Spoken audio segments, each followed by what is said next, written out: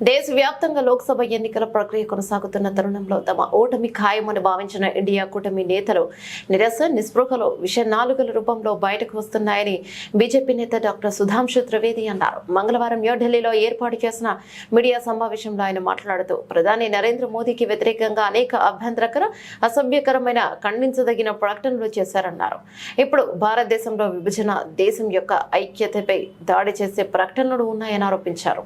मित्रों, लोकसभा चुनाव की प्रक्रिया जो आगे बढ़ती जा रही है, त्यों अपनी हार को निश्चय देखते हुए इंडी गठबंधन के नेताओं की निराशा, हताशा और कुंठा इस तथाकथित मोहब्बत की दुकान के अंदर से एक जहरीली जुबान के रूप में सामने आती जा रही है।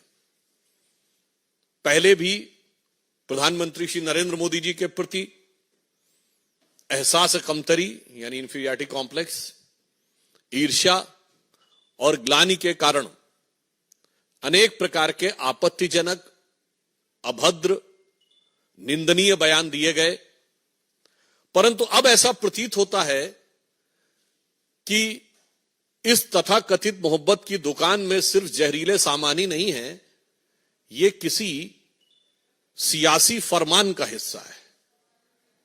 मतलब there is a possibility of a political dictate which is being given from the top to carry on giving these type of dastardly statements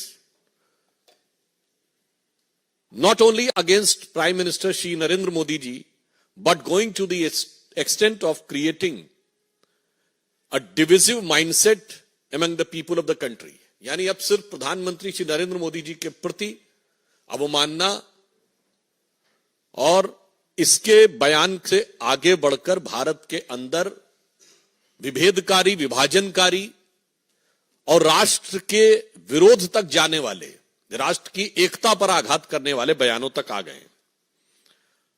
और कई बार ये लोग किस प्रकार का ज्ञान देते हैं, यही समझ से परे है।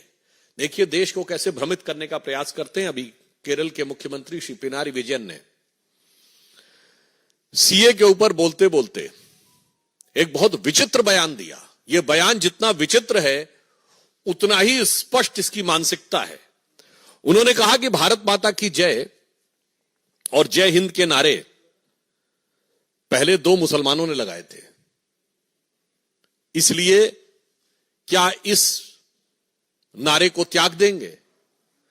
पहली विभाजनकारी मानसिकता यही है कि ये भारत माता की जय और जय हिंद के नारे एक भारतीय ने लगाए, ये नहीं दिखाई पड़ता है, उसमें हिंदू और मुसलमान दिखाई पड़ता है। दूसरी बात,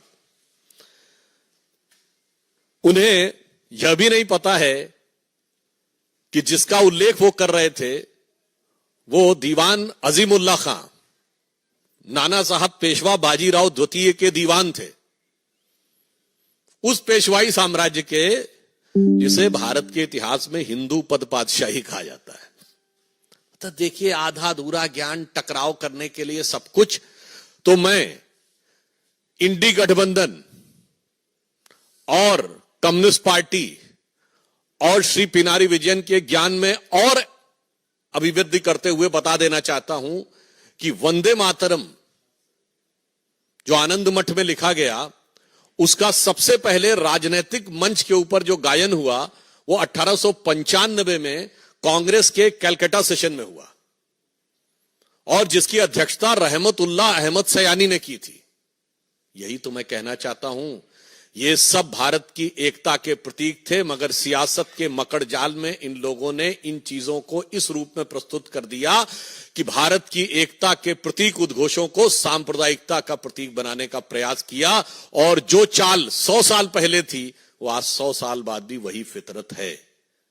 कृपया भारत की एकता और भारत के गौरव के उद्घोषों के ऊपर विभाजनकारी राजनीति से परहेज करना चाहिए। और पुनः मैं कह रहा हूं, इंडी गठबंधन इस बात का जवाब दे पूरी बात की ये आई कहां से। और मैं पुनः कहना चाहता हूं, उससे भी आगे बढ़कर जिस भारत माता की जय और वंदे मातरम की बात कहते हैं, पहले तो पता नहीं उनको, शायद वो लेफ्टिस्ट ही ज्ञान है। अरे भाई, ऋग्वेद के पृथ्वी सूक्त में लिखा हुआ माता भूमि पुत्रो हम पृथिव्या,